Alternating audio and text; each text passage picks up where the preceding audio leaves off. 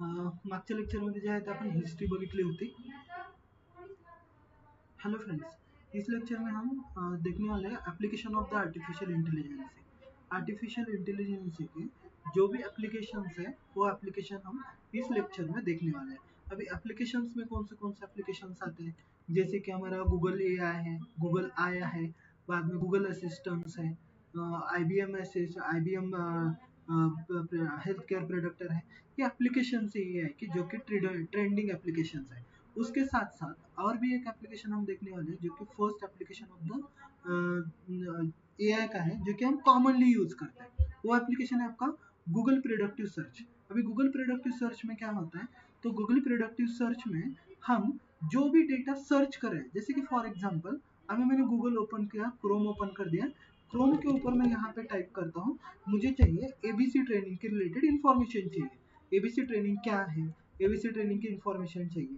तो मैंने यहाँ पे जैसे ही एबीसी टाइप कर लिया तो एबीसी के रिलेटेड जो भी इंफॉर्मेशन है, जैसे कि एबीसी ट्रेनिंग्स आ गया, एबीसी ट्रेनिंग्स डॉट इन आ गया, ABC CAD and IT trainings Wagholi आ गया, यहाँ पे ABC CAD and IT training Latur आ गया, एबीसी आईडी आ गया, एबीसी का डाउनलोड आ गया, एबीसी न्यूज आ गया. इसी तरह प्रिडक्शन, यूजर को जो भी डेटा चाहिए वो प्रिडक्ट करके देता है. कौन प्रिडक्ट करके देता है, तो है आपका Google assistant, sorry Google productive search.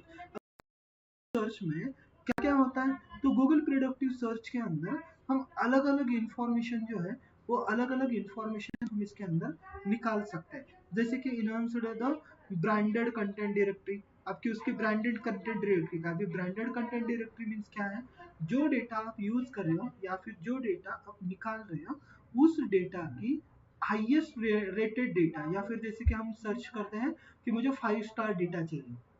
5 star data means जो कि डेटा मोस्टली यूज होता है, मीन्स ऐसे डेटा सेट जो ज्यादा करके यूज किए जाते हैं या फिर वो ब्रांडेड है उसके नेम से हम सर्च करते हैं. तो उसके रिलेटेड जो भी डायरेक्टरी में है उसको बोला जाता है कीवर्ड्स, इसको अर्थ है कीवर्ड्स. ऐसे कीवर्ड के रिलेटेड जो भी डेटा हमारे पास आता है वो डेटा मुझे सर्च करना है. तो वो डेटा कहाँ से मिलता है, तो गूगल आपको सर्च करके देता है, गूगल सर्च इंजन. अब इसके लिए जो है रैंडम फॉरेस्टिंग एल्गोरिथम यूज किया जाता है. रैंडम फॉरेस्ट एल्गोरिथम के जरिए हम वो डेटा निकाल सकते हैं या फिर उसको प्रिडिक्ट करके ले सकते हैं. बाद में आता है semantic search enhancement. Semantic search में आता है the overview of the improve how it the match the user queries with the branded content. आपने जो क्यूरीज सर्च की है वो क्यूरीज हाईएस्ट रेटेड डेटा के साथ मैच कैसे करना है, उसके लिए सिमेंटिक सर्च यूज किया जाता है उसके अंदर. बाद में आता है cross referencing. Cross referencing means जैसे आपने पहले कोई यूज किया था, जैसे कि आपने मैंने एबीसी डाल दिया तो एबीसी ट्रेनिंग्स मैंने पहले सर्च किया था, ABC cad centre cad and IT trainings Wagholi मैंने सर्च किया था, एबीसी जॉब्स ओपन किए थे मैंने पहले. तो ये पूरे रिलेटेड जो मैंने पहले सर्च किए थे जिसको हम कंप्यूटर लैंग्वेज के अंदर कुकीज बोलते हैं, उस कुकीज इसका अर्थ है ना रेफरेंस. उस रेफरेंस का डेटा जो है वो डेटा हम क्या कर सकते हैं, स्टोर करके ले सकते हैं या फिर उसको सर्च करते हैं. उसको बोला जाता है क्रॉस रेफरेंसिंग कैपेबिलिटी.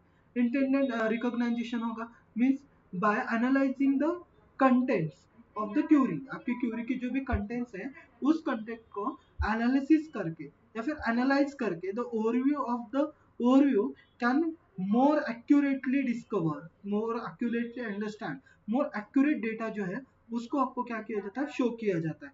बाद में आता है सिमेंटिक एनालिसिस, उसको एनालाइज करने के लिए. This feature allow the AI overview to grab the emotional emotional of the queries, sorry emotional queries जो है उस क्यूरीज को सर्च करने के लिए, मीन जो क्यूरीज उसके रिलेटेड है उस क्यूरी को सर्च करने के लिए यूज किया जाता है. Conversational AI, this is a technology enable two way communication between the user and the search engine. Search engine और यूजर इन दोनों के बीच में जो कन्वर्सेशन चाहिए वो कन्वर्सेशन करने के लिए यूज किया था कन्वर्शनल एआई. कन्वर्शनल एआई हम उसके साथ यूज करते हैं. नेक्स्ट आता है आपका dynamic content production. Dynamic content production के अंदर ये है overview the generating dynamic search, dynamic such as the intense answer, म्हणजे इंस्टेंटेड आंसर जो है उस आंसर को सर्च करने के लिए भी हम डायनामिक कंटेंट प्रोडक्शन प्रिस्क्रिप्शन का भी यूज किया जाता है. तो इधर एप्लीकेशन जो कि हमारे AI सर्च के गूगल सर्च के अंदर था। Next is an game, JP Morgan Chase content contact, जो भी आपका कंटेंट चेस कॉन्टैक्ट है उसके लिए हम यूज करते हैं second application JP Morgan Chase content, जिसके अंदर 30% इज है ना मैन्युअल यूज करते हैं और 70% इज है ना AI, जो कि इसका यहाँ पे मैंने विजुअलाइजेशन दिखा दिया है किस तरीके से वर्क होता है, विजुअलाइज किया जाता है।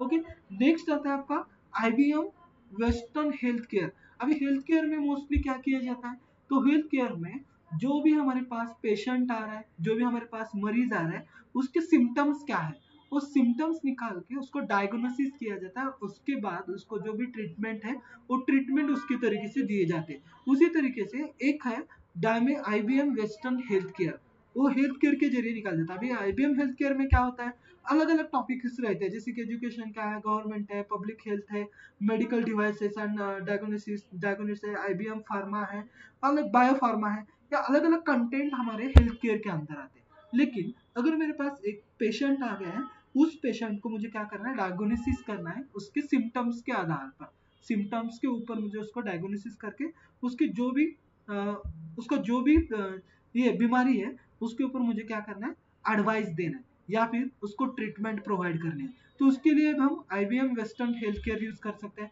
उसके अंदर पॉइंट्स कौन से आते हैं, तो पहला आता है उसको क्या करना है, डायग्नोसिस करना है। अभी डायग्नोसिस किस तरीके से किया जाता है, basis on the symptoms, symptoms किस तरीके से उसके ऊपर हम उसको क्या करते हैं, डायग्नोसिस करते हैं। अब ये सिम्टम्स हमें कैसे समझ में आएंगे, तो जैसे ही पेशेंट आता है तो उसके ऊपर आपको क्या किया जाता है, उसकी इंफॉर्मेशन लेने के लिए बोला जाता है।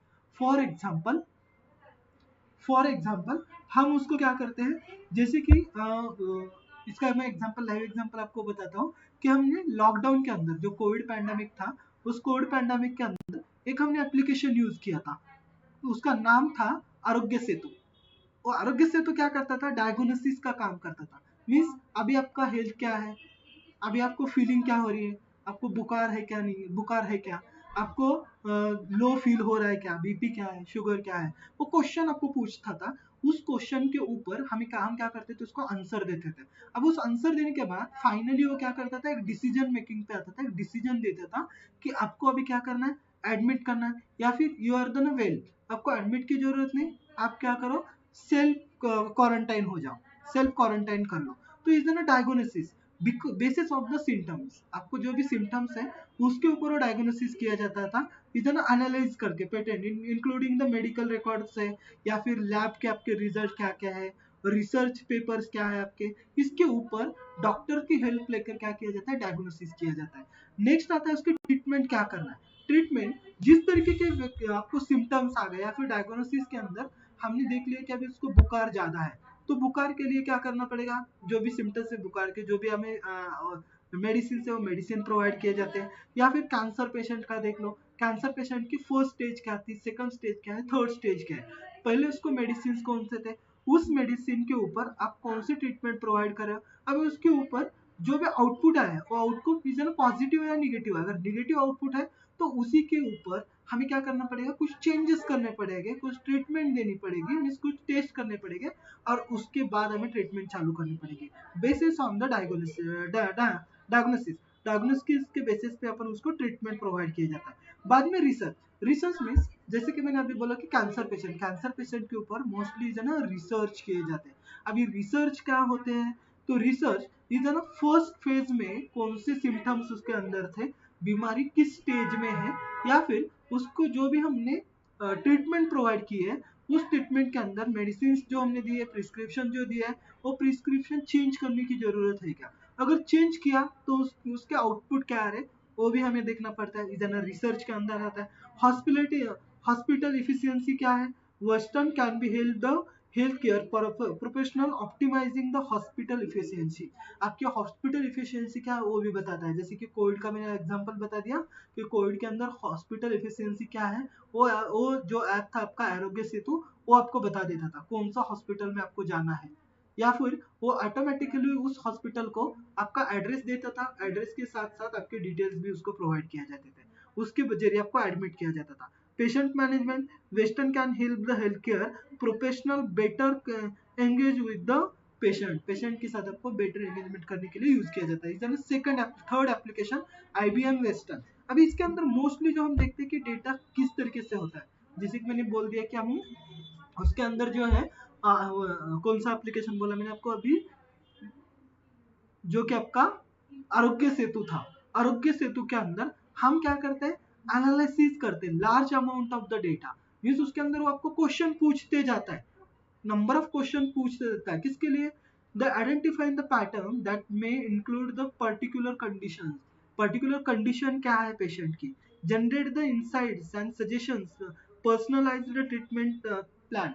वो आपका पर्सनलाइज ट्रेनिंग प्लान भी बताता है, जो कि हमने आरोग्य सेतु बताया। वो आपको क्या बताता है, पर्सनलाइज ट्रीटमेंट, क्योंकि आपको सेल्फ क्वारंटाइन होना है या फिर अदर कुछ करना है, तो आपको पूरी इंफॉर्मेशन वहां पे बताता है। Integrating with the any application to build the internet, तो इंटरनेट ऑफ थिंग आईओटी के बेस पे आपको हेल्थ केयर के एप्लीकेशन के जरिए वर्क करता है। मीन्स आईओटी आपका जो ये था आरोग्य सेतु इज ना आईओटी एप्लीकेशन है, इंटरनेट ऑफ थिंग्स म्हणजे no human interaction, automatically auto reply के ऊपर वो चलता है। ओके, तो इज ना थर्ड, वर्क किस तरीके से करता है, डेटा क्या है उसका, जो भी कस्टमर है या फिर जो पेशेंट है उसका डेटा किस तरीके से है, क्वेश्चंस क्या पूछने हैं, उस क्वेश्चन से जेनेटिक एनालिसिस किया जाता है और डेटाबेस के अंदर रिकॉर्ड किया जाता है। और इसके अंदर से डेटाबेस के अंदर से आपको क्लिनिकल स्टडीज क्या है, बाद में केस रिपोर्ट्स क्या है, वो प्रोवाइड किए जाते हैं और उसके ऊपर आपको डिसीजंस दिए जाते हैं। तो इज ना life cycle of the IBM western health care. IBM western health care या फिर आपका आरोग्य सेतु जो है उसकी ये लाइफ साइकिल है। इस तरीके से वो एप्लीकेशन क्या करते हैं, वर्क करते हैं। नेक्स्ट आता है आपका, नेक्स्ट इज ना Google I doctor. Google I doctor mean जैसे कि अभी मुझे कोई पेशेंट आ गया, उस पेशेंट को मुझे क्या करना है, चश्मा नंबर जो कि चश्मे का नंबर है वो देना है। तो डायरेक्टली डॉक्टर के बजाय अभी जो भी ऑप्टिकल शॉप है, जो कि ऑप्टिकल्स है, जैसे कि आप एग्जांपल ले लो लेंस कार्ड, लेंस कार्ड के ऊपर से आप आप क्या कर रहे हो, आपको चश्मा या फिर गॉगल परचेस कर रहे हो, तो वो बोलता है कि आप वो पहले दो ऑप्शंस आपको देगा। पहला ऑप्शन है आपको, आपके पास डॉक्टर का प्रिस्क्रिप्शन है क्या, मीन्स उसके ऊपर आपको डॉक्टर ने कोई नंबर लिख के दिया है कि आपको इस आपको राइट आंख को ये नंबर चाहिए, लेफ्ट आंख के लिए आपको ये नंबर चाहिए, ऐसा कोई है क्या, नहीं है। तो खुद से एक प्रिडिक्शन देगा गूगल आई डॉक्टर का। उसके अंदर जैसे ही हम प्रिडिक्शन करेंगे, मीन्स उससे जब भी हम चेक करेंगे वो ऑटोमेटिकली एक्यूरेट नंबर और एक्यूरेट डायग्नोसिस करके आपको एक रिपोर्ट जनरेट करेगा। वो रिपोर्ट से आपको गॉगल्स खरीदे जा सकते हैं, तो उसके लिए हम यूज करते हैं गूगल आई। उसके बाद नेक्स्ट है, नेक्स्ट एप्लीकेशन इज ना फेसबुक, इसमें मेटा एआई। मेटा एआई के अंदर क्या करते हैं, जो कि हमारी बिजनेस आइडियाज है या फिर हमारे शॉप के आइडियाज है, हमें वो ऐड क्रिएट करते हैं। वो जो ऐड है, वो ऐड को हम क्या करते हैं, बूस्ट करते हैं। अब ये बूस्ट करने के बाद कितने लोगों के पास वो ऐड कंप्लीट गया है, कितने लोगों ने उसको व्यू किया है, कितने लोगों ने लाइक किया है, कितने लोगों ने उसको कमेंट किया है। अभी लाइक किया है तो उसको भी रिप्लाई ऑटोमेटिकली जाना चाहिए, कमेंट किया है तो उसको भी रिप्लाई ऑटोमेटिकली जाना चाहिए। तो ये ऑटो रिप्लाई का यूज हम मेटा एआई के साथ कर सकते हैं। अभी ये मेटा एआई जो है हम फेसबुक के साथ यूज कर सकते हैं, गूगल के साथ भी यूज कर सकते हैं, लेकिन गूगल का एआई अलग है। इंस्टाग्राम के साथ यूज कर सकते हैं, व्हाट्सएप के साथ यूज कर सकते हैं, इसको और मेटा है। तो उसके लिए हम हेल्प ले सकते हैं चार्ट जीपीटी का। चार्ट जीपीटी है ना, आंसर कॉल्ड है ना एआई का ही टॉपिक है चार्ट जीपीटी, उसका हेल्प लेके हम फेसबुक के ऊपर ऑटो रिप्लाई का भी अप्लाई करके दे सकते हैं। नेक्स्ट आता है आपका, नेक्स्ट इज है ना गूगल असिस्टेंट। अभी गूगल असिस्टेंट हम हेल्प के लिए यूज करते हैं, किसको, कौन सी हेल्प के लिए, टेक्स्ट जनरेशन के लिए। मीन्स जो हमारा स्पीच है, उस स्पीच को मुझे क्या करना है, टेक्स्ट में जनरेट करना है, उसको टेक्स्ट में कन्वर्ट करना है। तो उस टेक्स्ट में कन्वर्ट करने के लिए यूज किया जाता है गूगल असिस्टेंट का। सेट द रिमाइंडर, आपको रिमाइंडर सेट करने, sorry speech to text to speech convert कर सकते हैं, स्पीच टू टेक्स्ट भी कन्वर्ट कर सकते हैं। उसके साथ साथ रिमाइंडर सेट कर सकते हैं। Google map means find the direction, मुझे कहाँ पे जाना है उसका डायरेक्शन भी चेक कर सकते हैं। कॉल भी लगा सकते हैं, जैसे कि हम सीरी वगैरह यूज करें, सीरी है, एलेक्सा है, उस तरीके से भी हम उसको यूज कर सकते हैं। कंट्रोल स्मार्टफोन डिवाइसेस, आपके स्मार्टफोन को कंट्रोल करना है उसके लिए भी यूज कर सकते हैं। या फिर आपका डेली प्लान है, वो डेली प्लान भी हम उसके के जरिए क्रिएट कर सकते हैं। ओके, नेक्स्ट एप्लीकेशन आता है उसके अंदर आपका, नेक्स्ट एप्लीकेशन है ना सेल्फ ड्राइविंग का। एआई का नेक्स्ट एप्लीकेशन है आपका सेल्फ ड्राइविंग कार। अभी सेल्फ ड्राइविंग कार किसके लिए यूज किए जाते हैं, जो कि टेस्ला है, ड्राइवर लेस कार जो अभी आ गए हैं उसके लिए यूज किए जाते हैं आपका self driving car application means इसके अंदर ड्राइवरलेस कार, टेस्ला का अभी तक हमने टेस्ला का यूज किया था, अभी जो न्यू वाला फीचर आ गया है थार प्रो मैक्स के अंदर आ गया, वो क्या करता है, आपके मैनेजमेंट करते हैं, आपकी जो भी बाइक है उस बाइक को मैनेज करने का काम करता है। किस तरीके का काम करता है, AI is self driving car processing the data from the sensor and making the real time decision about the driving। उस सेंसर के ऊपर वर्क करता है, जैसे कि मैंने आपको यहाँ पे इमेज में बता दिया, उसके ऊपर सेंसर्स लगाए हुए हैं, उस सेंसर के जरिए जो भी डेटा कलेक्ट हो रहा है उस डेटा के ऊपर उसको क्या करना है, प्रिडिक्शंस देना है या फिर डिसीजंस लेने कि अभी मुझे क्या करना है, लेन चेंज करना है या फिर मेरी बाइक की जो स्पीड है, वो स्पीड मेरी कार की जो स्पीड है उसका स्पीड बढ़ानी है, स्पीड कम करनी है, अभी मुझे टर्न लेना है, यू टर्न लेना है या फिर लेफ्ट टर्न लेना है, राइट टर्न लेना है, is decision making basis on the sensor. Sensor के बेसिस जो भी डेटा आपको कलेक्ट हो जाएगा उस डेटा के ऊपर क्या करते किया जाता है, डिसीजंस लिए जाते हैं और डिसीजंस के जरिए हम उसको यूज करते हैं। पहला आता है रिकॉग्नाइजिंग द इन्वायरमेंट। इन्वायरमेंट किस तरीके से, मीन्स इन्वायरमेंट मीन्स आपके रोड की कंडीशन क्या है, तो उसके लिए यूज किया जाता है deep learning algorithm to help the vehicle recognise the road marking. आपकी रोड की मार्किंग क्या है, रोड के सिग्नल साइंस क्या है रोड के ऊपर, मीन्स जैसे साइन बताया जाता है कि गाड़ी की जो स्पीड है वो गाड़ी की speed before below the 70 kilometre per hour, 80 kilometre per hour है उसके ऊपर, या फिर आपको राइट लेना है, लेफ्ट लेना है, तो रिकॉग्नाइज करता है बेसिस ऑन द इमेजेस, जो आपका कैमरे लगे हैं उस इमेजेस को कैप्चर करते हैं और उसके साथ आपको उसको डिसीजन देने के लिए रेडी किया जाता है कि आपका जो भी सिस्टम है वो सिस्टम या फिर आपकी जो भी बाइक है वो बाइक किस तरीके से वर्क कर रही है या फिर आपको डिसीजंस क्या लेने, डिसीजन मेकिंग क्या होनी चाहिए, तो उसके लिए रिकॉग्नाइजिंग द इन्वायरमेंट किया जाता है।